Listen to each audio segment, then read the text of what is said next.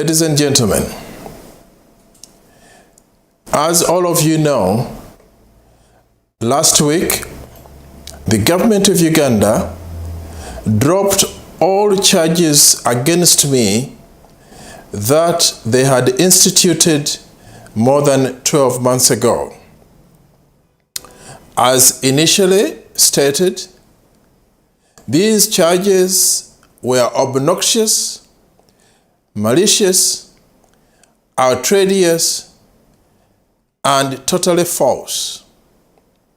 I had been accused of crimes against humanity.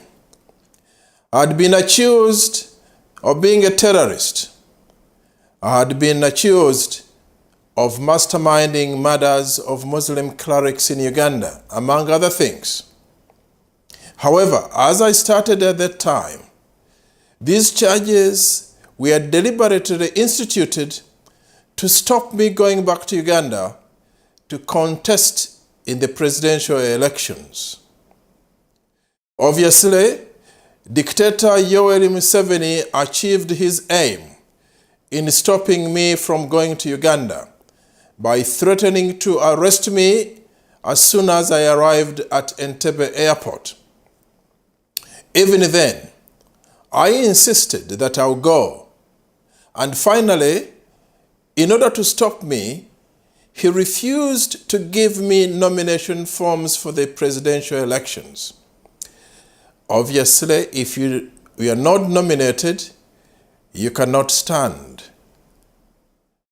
The elections have come and gone. Many of us know that Museveni lost the election. Many of us know that Dr. Besigye won the election. However, he declared himself the president.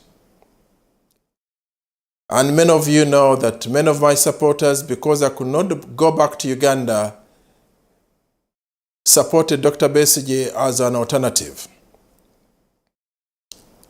Mr. Museveni was taken to court by one of the other contestants, but because of the time frame and because of the manipulation of the legal system, the petition was thrown out. There are still a lot of questions about this. The people of Uganda are not happy. The people of Uganda are not free. Museveni continues to terrorize the population. Museveni continues to kill at will. Museveni continues his corrupt ways. Museveni continues to mismanage the country. As you know, Dr. Besigye is literally under arrest, house arrest 24 hours a day. They let him out for one day and they arrest him the next. There is still no freedom of movement. And the people are being harassed and beaten up. And this time there is a new trick of giving his goons masks to beat up the people.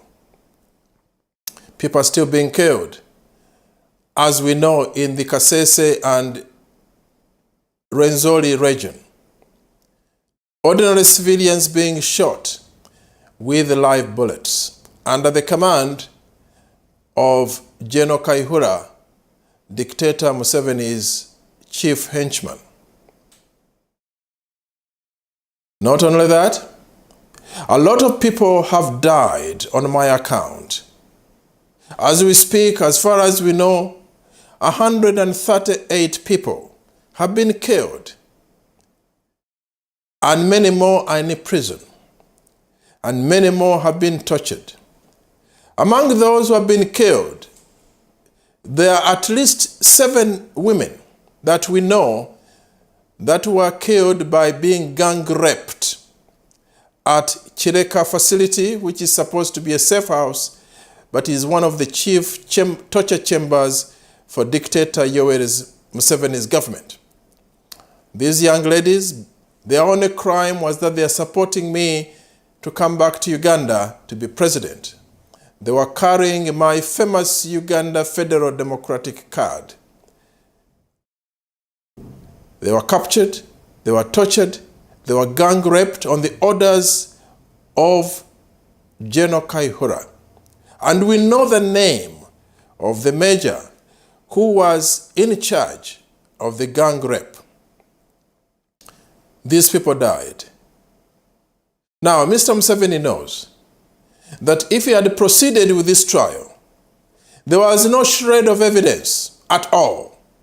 And therefore, to hoodwink the population, to hoodwink the international community, he dropped the charges. Well, he had no choice. Now, I'd like to go further. If Mr. Museveni is really trying to make a change in the way he ran this country, dropping the charges against Dr. Kiyingi is not enough. This should be only the first step. He should release all the people that were arrested on my account immediately, unconditionally. Otherwise, we shall continue. I'll continue the crusade to speak, to expose Mr. Museveni, and to rally my friends all around the world and in Uganda to make sure that justice and sanity returns to Uganda. So my message to Mr. Museveni and Mr. Kayihura, release these people immediately, unconditionally. I'd like to tell you that among those people that are now languishing in prison on my account are two of my brothers-in-law who were captured mafia style from Dubai. They were not repatriated as a normal country would. They were captured, transferred from Dubai on a private jet, blindfolded, with no paperwork at all anywhere. And they were taken to Uganda and kept at one of the torture facilities in Nalufenya in Jinja. But because we made some noise, he finally accepted that they had these people. They were badly beaten. Finally, they were brought to court. And now they are languishing in Ruzira. Now, this is a crime against humanity. And this guy had the audacity to accuse me of crimes against humanity. This is a crime against humanity. And Mr. Museveni, Mr. Kayihura, you should release these people immediately, unconditionally. Otherwise, the crusade to expose your government, the crusade to bring justice to Uganda is not going to stop. And we're going to continue until there is a change in Uganda. We are going to continue until there is freedom for the people in Uganda. We are going to continue until killings in Uganda stop. We are going to continue until corruption and public theft stops. Ladies and gentlemen, I'd like all of you to join me, particularly those in Uganda. Don't be fooled that Mr. Museveni is going to make a change in his last 5 years. No, already, as you know, the cancer machine at Mulago Hospital has broken down. The people are sleeping on the floor. Patients are dying daily. He's trying to push them out to do renovation without a proper plan. The X-ray machinery in Motifex Hospital has broken down. There are floods as we speak now all over Kampala, and people cannot move. Money is being stolen left, right, and center. And in order to bribe the parliamentarians so that they can do all the dirty work that he wants, the first thing that he did after the election is to take the newly elected MPs to the Chankwazi retreat and bribe them with money so that they can pass all the bills that he wants. And they have already passed one bill now to exempt themselves from taxes, while they tax everybody else much, much more. They have exempted themselves from taxes so that they can pass all the data laws that he wants to pass. Before I finish, I'd like to tell you of two things that we know that he wants to change in the Constitution as soon as he's sworn in next month. One of them is to change the length of the presidential term. Currently, the Uganda Constitution empowers the president to be in office for 5 years before calling an election. He can be there less, but 5 years and then call an election. One of the suggestions that he has made to the MPs is that the term of office should be extended from 5 to 7 years, starting with this current term he's going to be sworn in. The second one is to change an article in the Constitution, which I have quoted before, which probably he overlooked or he didn't know existed in the Constitution when he signed it himself. This clause in the Constitution, ladies and gentlemen, gives a mandate to the Ugandan people to effect a change of government by any means possible, and I'll emphasize, by any means possible, if all the other proper normal avenues fail. What are these avenues? Elections. It was a fraudulent election. Parliament. This is a rubber stamp parliament. Public opinion. There is no public opinion.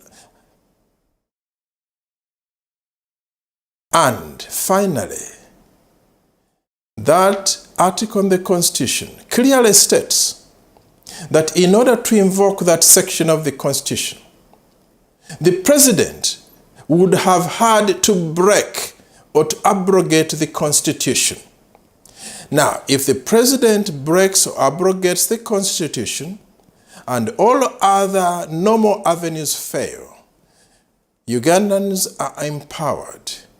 They've got a mandate to effect a change of government by any means possible. Because of time, I'm not going to list the so many ways and articles that Mr. Museveni has broken in the Uganda Constitution, which he swore to uphold, which he signed himself. But I can tell you there are at least 23 articles in the Uganda Constitution that Museveni has broken. He has abrogated. And he doesn't care. Therefore, ladies and gentlemen, before you ask, is this crusade legal? Yes. Is this crusade constitutional? Yes. Because Mr. Museveni has broken the Constitution, he leaves the Ugandans no choice but to use any means possible. And therefore, my fellow Ugandans, my friends all around the world, the international community, this is the time.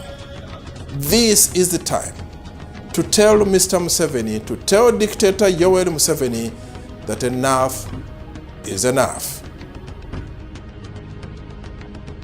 God bless you.